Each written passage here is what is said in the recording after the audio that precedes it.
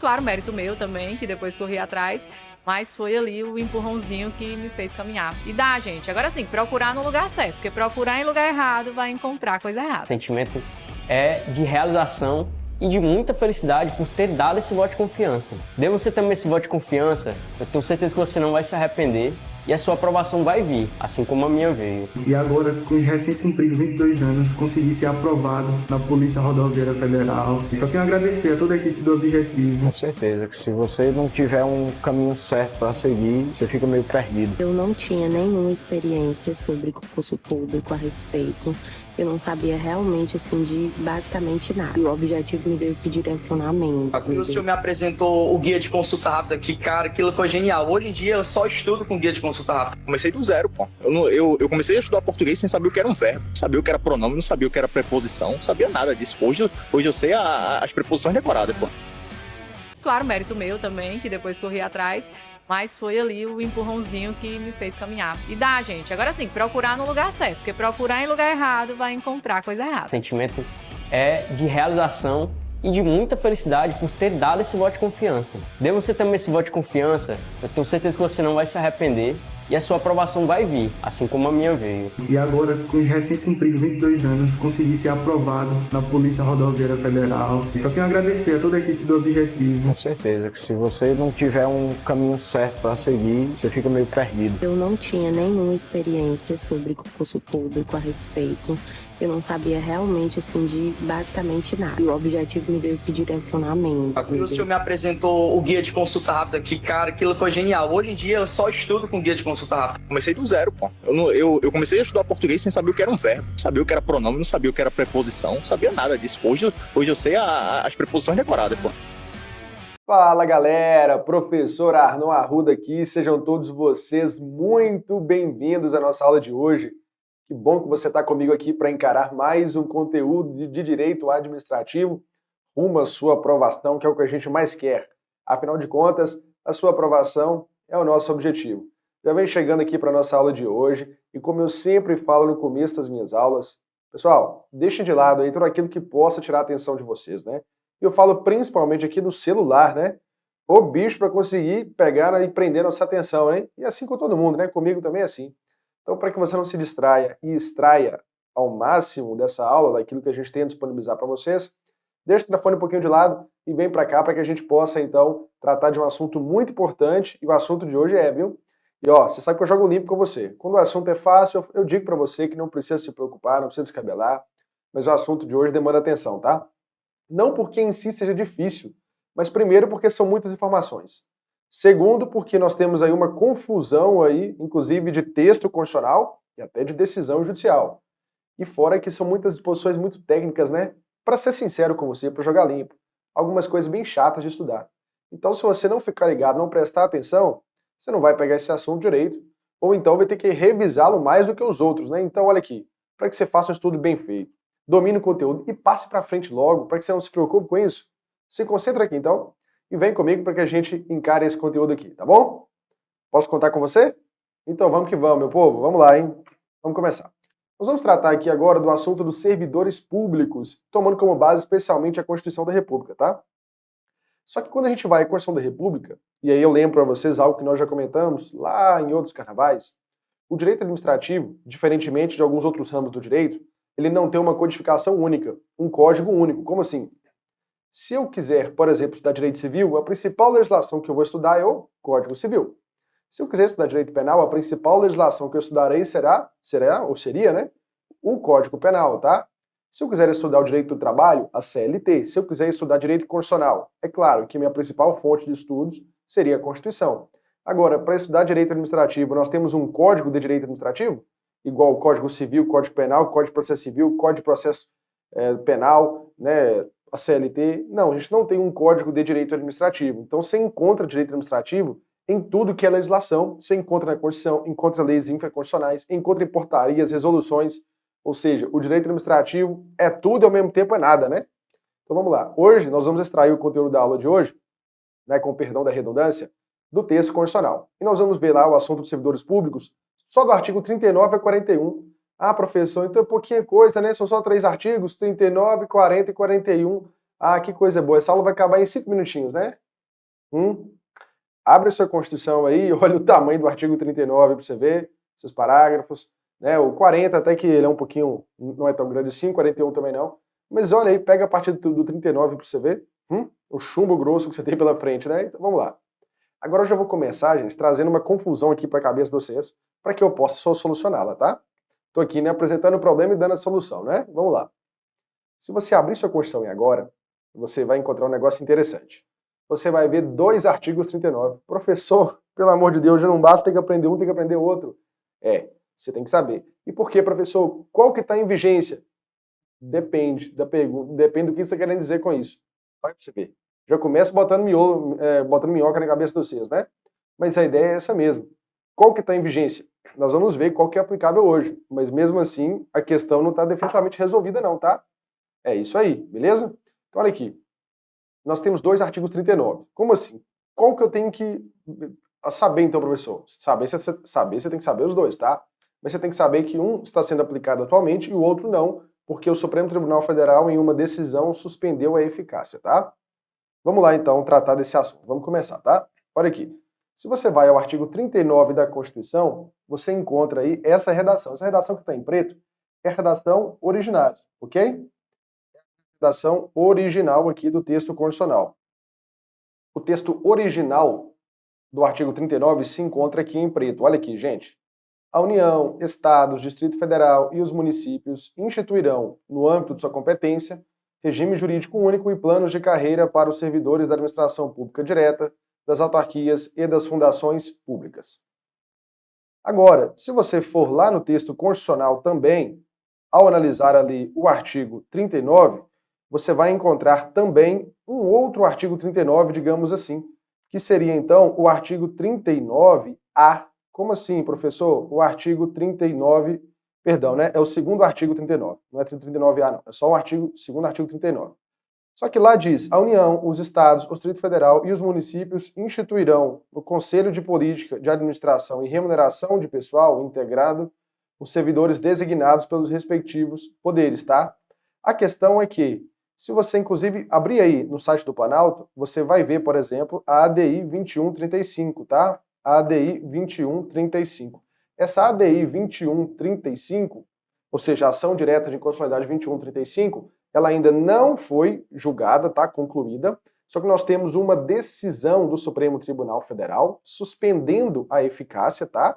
A eficácia da redação mais nova, a redação mais recente, que foi instituída por uma emenda constitucional, tá? Que foi justamente a emenda constitucional número 19 de 1998. Então o STF, gente, por uma decisão, suspendeu com eficácia ex nunc. O que é eficácia ex nunc? O direito adora expressões latinas, mas não precisa se preocupar com isso não, tá?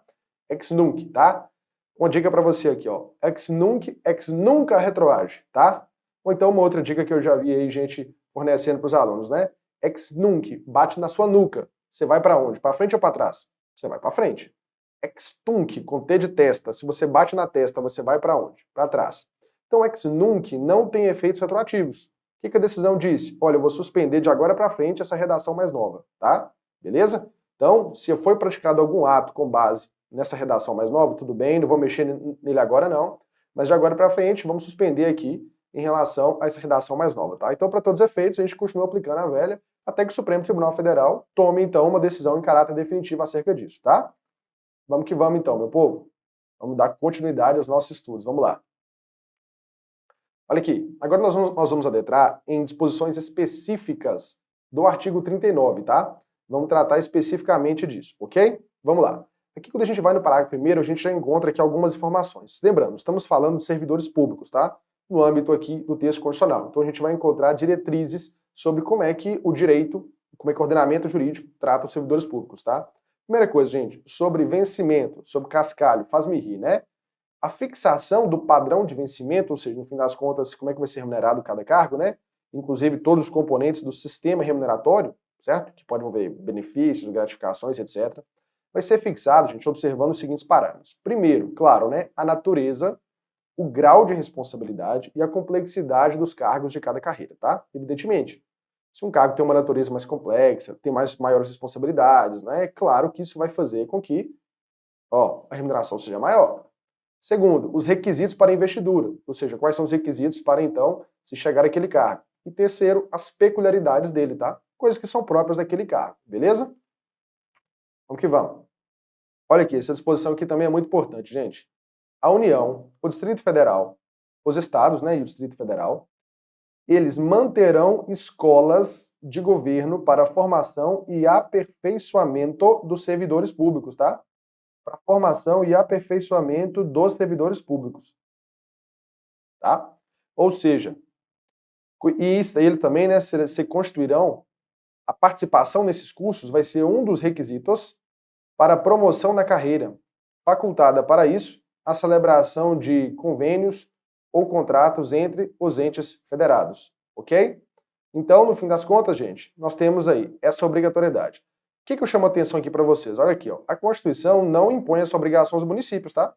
O texto constitucional diz: União, Estados e DF devem manter escolas de governo para aperfeiçoamento, né, treinamento cada vez mais dos seus servidores, tá?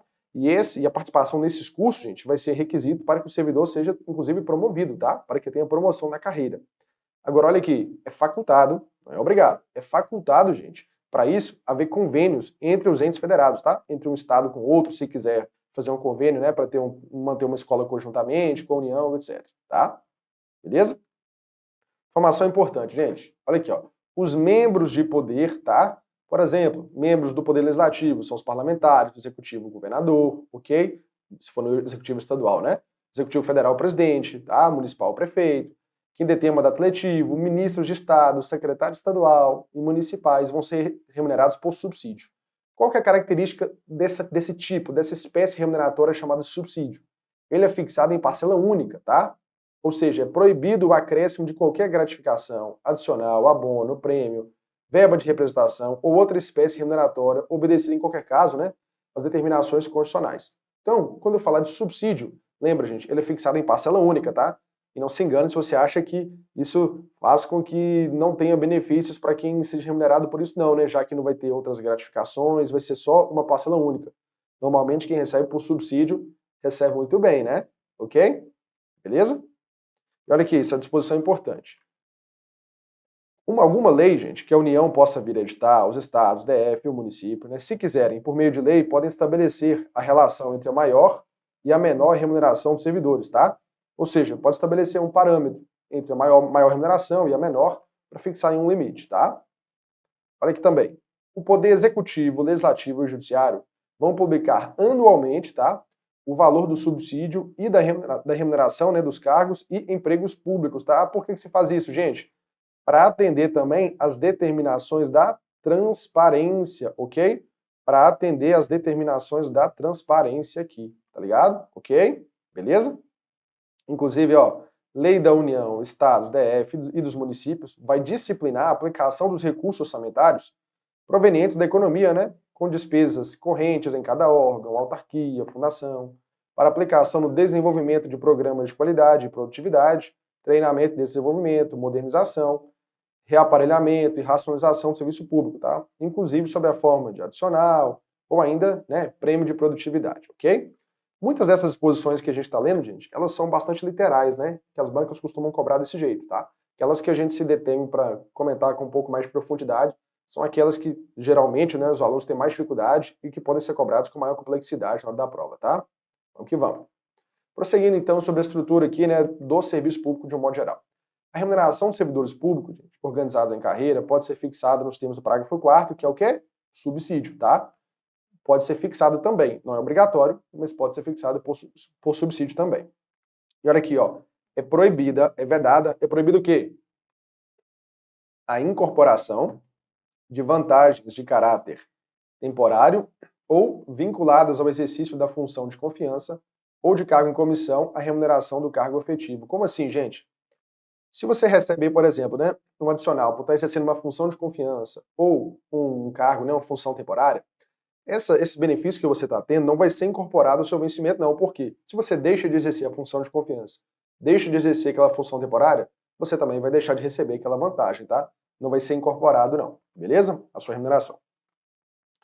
Vamos falar um pouquinho agora, gente, sobre o regime previdenciário dos servidores públicos, tá? Nós sabemos que os servidores públicos têm um regime próprio para eles, né? Que é o regime próprio do serviço público, conforme previsto na Constituição. Olha o que nos diz aqui o artigo 40, gente. O regime próprio de previdência social dos servidores titulares de cargos efetivos, tá? Cargos efetivos, tá bom? Terá caráter contributivo e solidário, ok? Ou seja, vai ser pelo sistema de solidariedade, os trabalhadores da ativa pagam o benefício dos aposentados e pensionistas de modo geral, e caráter contributivo. E o que significa isso? Ele vai ser sustentado mediante contribuição do respectivo ente federativo, tá? Contribuição dos servidores ativos, de aposentados e de pensionistas, observados os critérios, né, que preservem o equilíbrio financeiro e atuarial, tá? Então seguem a mesma lógica aí do sistema lá do regime geral de previdência, né, que a gente sabe, lá, por exemplo, organizado pelo INSS, ok? Só que esse aqui é um regime próprio, tá? Você tem entidades, autarquias, por exemplo, próprias para poder lidar, para poder gerir, então, esse sistema, esse regime próprio de previdência dos servidores, tá bom? Olha aqui, meu povo, vamos lá. O servidor abrangido por regime próprio de previdência social será aposentado, primeiro, por incapacidade permanente, né, para o trabalho, segundo, compulsoriamente, terceiro ainda, né, as aposentadorias aí do ponto de vista voluntário. Agora, olha aqui, vai ser aposentado por incapacidade permanente para o trabalho, aquele que, no cargo, né, em que estiver investido, quando aquele servidor for insuscetível, não tiver como fazer uma readaptação, né, em outra função. Nesse caso, vai ser obrigatória a realização de avaliações periódicas para verificar se aquela incapacidade permanece, tá? Ok? Segundo, a aposentadoria compulsória com proventos proporcionais ao tempo de contribuição aos 70 anos de idade ou 75, né? Na forma da lei complementar. E terceiro, no âmbito da União, aqui está falando no âmbito da União, tá? Estados e municípios podem fixar de forma diferente. A idade para aposentadoria voluntária, né, mínima será 62 anos de idade para mulher, 65 anos de idade para homem, tá? E no âmbito dos estados, DF e municípios, a idade mínima vai ser estabelecida mediante emenda nas constituições dos estados e nas leis orgânicas, né? Mas sempre, gente, observando o tempo de contribuição e os demais requisitos estabelecidos em lei complementar do respectivo ente federativo, tá? Beleza? Vamos que vamos. Olha aqui, gente. A forma, né, ou as regras para calcular os proventos, ou seja, o valor da aposentadoria, vão ser disciplinadas dentro de lei de cada ente federativo, tá? União vai ter lei para ela, estados vai fazer a lei para cada estado, municípios também, ok? Beleza? Agora aqui, ó, é proibida a adoção de requisitos ou critérios diferentes para a concessão de benefícios, tá? Entre um servidor e outro, lá do regime próprio, com exceção do que a própria Constituição prevê. E o que a Constituição prevê como exceção permitida?